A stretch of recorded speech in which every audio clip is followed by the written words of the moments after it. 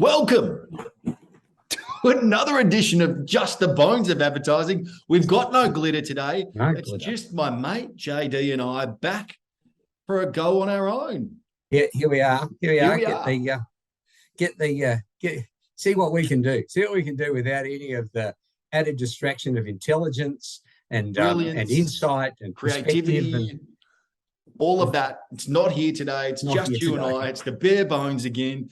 As you say, we're going without the ladies today. They are both very busy working while we, I don't know, let's say we fuck around like we used to. Here we are. Strap yourself in, kids. And you know what? Who gives a Schmidt, JD? What's that? What is that a segue into something now?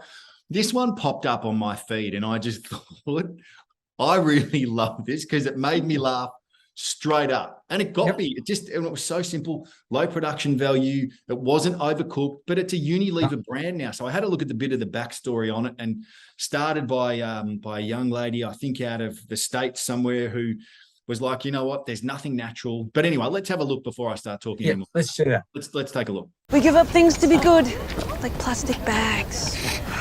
And aerosol deodorant if you want more natural. No, with new ozone-friendly Schmidts, you don't have to give up anything. Holy.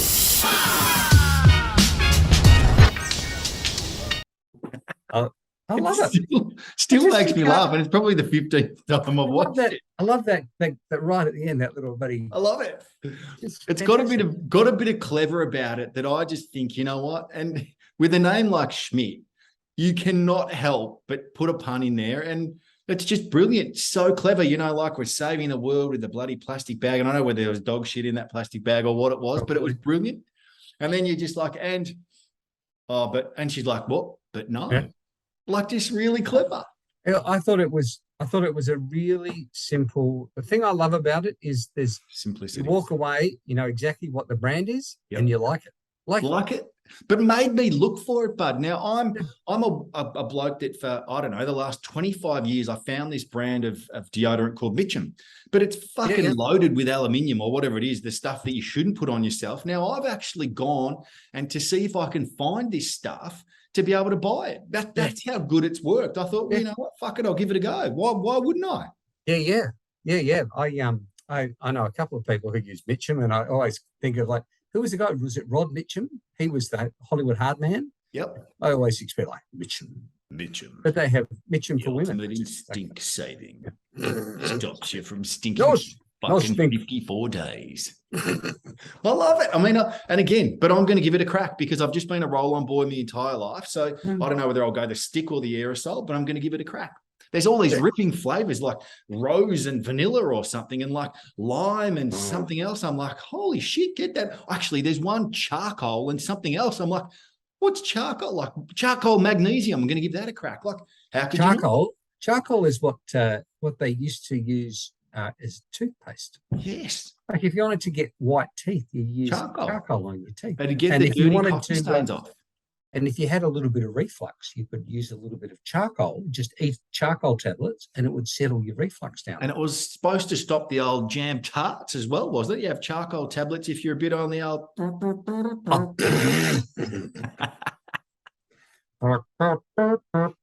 We'll save that for harmonics. But harmonics is going to be different today. But it would be remiss of us not to talk about the most topical thing that's obviously happened in our lifetime, which obviously is the Queen passing. Yes, indeed.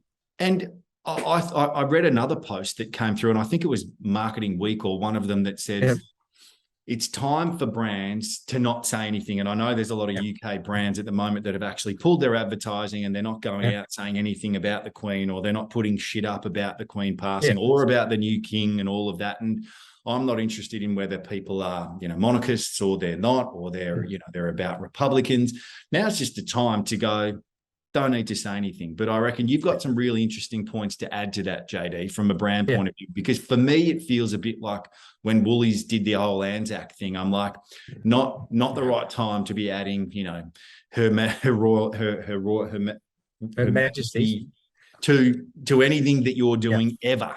That's just it's not okay. No. I think it could have been done tastefully. Like I think in countries that not the UK, so or not England, because I think it's still, I think Wales and Scotland and Northern Ireland, there's still a little bit of, you know, do we want to be part of England? But certainly brands that want to be seen as English, like, you know, tea brands, Tetley Tea or Yorkshire Tea or, you know, Mini. I know Mini's made by BMW these days, but brands that want to be seen as quintessentially English could have done something really subtle and elegant and just like, I remember when Walt Disney died, and there was a full page ad from Disney that appeared in the New York Times, and it was just a spotlight on a microphone, and all of the Disney characters, you know, Mickey and Donald and all of them just arrayed around just outside the spotlight. It was really tasteful, and it was like, yeah, I get it. Thanks very much. You know, I weep with you. Thanks. But that's beautiful. And obviously Walt created all these characters. So I think it was a salute from the characters. So I completely agree. But your point about brands like Mini, I agree that, you know, the Union Jack is synonymous with Mini. It's on the bloody, I don't know, it's the rear vision mirrors. It's now on the rear lights. It's often on the roof of the car. So potentially they've got a nod of the cap to say, you know, goodbye, Your Majesty, or whatever they say. I probably agree with you there. But what gets me is I've seen on LinkedIn, you know, like a fuckload of brands posting this, you know, the history of when she became queen all the way through to when she passed. Who cares? Like, you've not given a fuck about it for, you know, the entire time she's reigned. Now why? What? Because you think you're going to get more likes on a post or what? I mean, I don't know. I'm not about it at all. I think there's a lot of social media managers who perhaps don't catch the grace of Her Majesty. And the gravity of the situation as well. It's not a time to be doing that, in my view. No. I'm especially a lot bit annoyed about some members of the Republican movement. I thought, okay. What have you got here, JD? This is interesting. Well, I think as soon as the Queen died, there was bound to be a kick up about the Republican debate. Yeah, which there was, and I think Albo handled it pretty well. I think you're absolutely right. I think he did it, and he did it perfectly. And it's like, there will not be a debate during this term about the Republic. No. End of story. Like, done. Locked off, signed off, and now's not the time to bring it up anyway. No, and why would you? Like, why would you? Because you're opportunistic. That's why you would. Yeah, and they've had Malcolm Turnbull, who was leading the thing, respectfully just quiet. I mean, it's very easy to stay respectfully distant when you're sipping a Chardonnay in your Point Piper mansion, but he has remained quiet. Chardonnay. Like Jeffrey Robertson, who I thought had a little bit more class. And now, for the punters at home, JD, Jeffrey Robertson is a lawyer. Sorry. Yeah, Jeffrey Robertson is a lawyer. A very, very intelligent man. I think he's married to Kathy Lett, or was married to Kathy Lett, who's a magnificent author and just a brainiac of her own. But he led the Republican debate for quite a long time, and is he's always good for a quote. Like he's back in the day, he used to have these things called hypotheticals, and if you're interested in seeing how a lawyer can make people say one thing when they don't mean it, watch those hypotheticals. Might have been what happened with the Berry situation in the tribunal just gone, mate. Might have been a couple of lawyers making some magic happen, and someone thinking that this wasn't actually this. Yeah, it wasn't an eye gouge, even though he put his fingers right in his eye. It wasn't an eye gouge. Please go on, my boy. Please go on. Jeffrey Robertson has had a thing. It's like, this is why we need a republic. It's like, not now, Jeffrey. Like, read the room. Like, it's even staunch Republicans are saying not now. Are saying, let's just celebrate who she was. If that's your bag. And if that's not your bag, then stay respectfully quiet. Like, and leave your bag packed up. Yeah. Like, for now.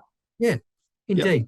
And I think that's the point of it, is it's just about timing, whether we or we're not, you know, about the Republic. That's not for today. That's what you're trying to say. It's not that the rest of the world probably doesn't go, you know what, do we, don't we? But it's just not now. That's not the time to have that conversation. I would love to have a debate and love to have a chat with anyone about whether Australia needs to be a republic. Yeah. I think if we're going to be a republic, then you get all of those wonderful things that we need to address that people haven't addressed, like the flag, like Invasion Day, like there's a shitload of stuff to unpack there. There's a lot rolled up in that conversation. And right now, just put a lid on it. Like, she was graceful, she was gracious, she listened to people, she was aware of injustices. She learnt a lot from when she was a little girl back in 1926 to now. Like, she has moved with the times and remained a rock. And the breadth and the depth of what she'd been a part of is the extraordinary thing that I take away from this is, you know, having either been counselled or counselled by Winston Churchill all the way up to 3 days before she passed, shaking hands with the new Prime Minister of the UK. I mean, it's extraordinary to think. And I think I agree with you. You think she has seen what she's witnessed. But she's seen the dismantling of an empire. Yep. Like, and then 3 months ago, Charles has said quite publicly, if people want to leave the Commonwealth, we don't have to have a Barney about it. Like, just let's be civilized. Yeah. So that's on the table. Our Republican movement has no right, like them or love them, like them or loathe them, has no right to be opening up that can of worms at this point in time. I think shame on them. Shame on them.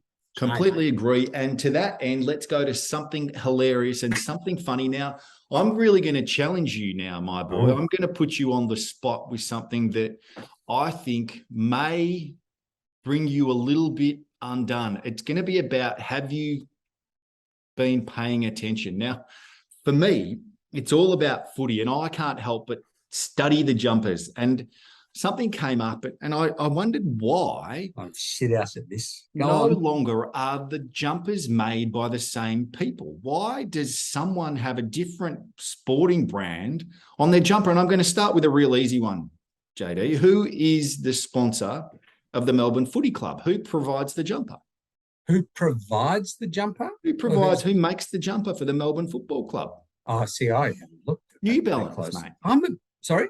New Balance. Oh, New Balance, of course, because New Balance have their logo in the middle of the Melbourne jumper, and I just don't understand it. And it's rhetorical. I don't have the answer to it. But there you go. That's gone. I'm a Melbourne supporter. And you didn't even see every week. Okay, so this is going to be fun then. So when I say Geelong, JD, you're not going to say. Oh no, I'm going to say. I think is it Puma? Cotton On. Who? Cotton On. Bullshit. Cotton On. Okay, let's go Brisbane. Oh, see, I'm just going to be making shit up. I may as well say good. BHP. Make it up. I don't care. BHP. No, I'm going to talk to you about a brand called Classic with a kangaroo in the middle. Now, Classic. Have you ever heard of Classic as a sporting brand? How does that? Okay, let's do an easy one. Richmond. Adidas. Puma. Adidas. Okay, let's do. See, I'm failing. Is it? Let's do the Bully Dogs. Oh no, I wouldn't know the Bully Dog. I'd say Nike, but I really don't know. Asics. Really? Okay, let's do a simple one. Let's do Sydney. So you say simple, and I haven't got one of them yet. Nike. Okay. And the Pies are Nike as well. But then we look at the Blues and they're Puma. Another Puma one. Another Puma. Then we go to the Bombers and they're Under Armour. See, Under Armour, what do they know about Aussie rules? I guess. Now, but then we get across to, is it Cotton the On Dockers is the one that. The Dockers Burley Seacombe? Oh no, Burley, really? Burley Seacombe. Well, they're just the Seacombe logo. I don't know whether they're still Burley Seacombe, but just the Seacombe logo.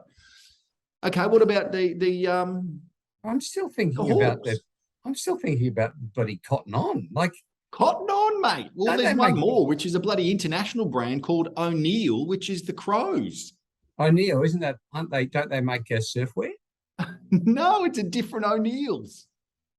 Oh, see now I have just No, covered but myself. what the hell? Where did all this come from? Like, what happened to the days where they were all made by one company? Like, you'd see every single AFL Guernsey made by one company, but now Probably each individual team, and they're all AFL approved. So they've all got the AFL approved logo on them, but all of these are made by a myriad of different companies.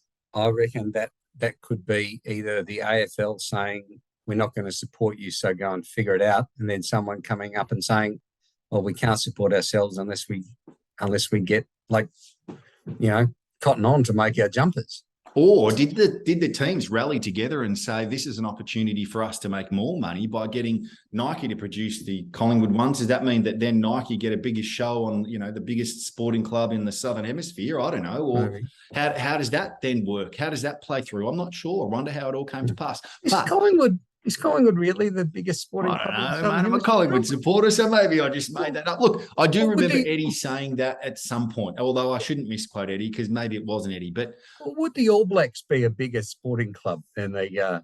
I don't know whether I think Collingwood's got more supporters than the All Blacks. Oh, really?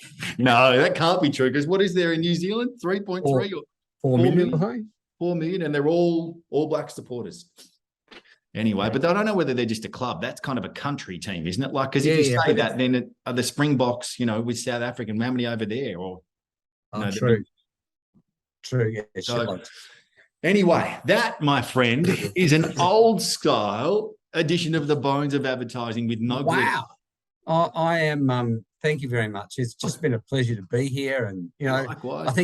I think next week we can bring back the intelligence and bring back the brains and see what they've got to add from their week off, and we'll go from there. But don't go changing. I'll see you next week. You will.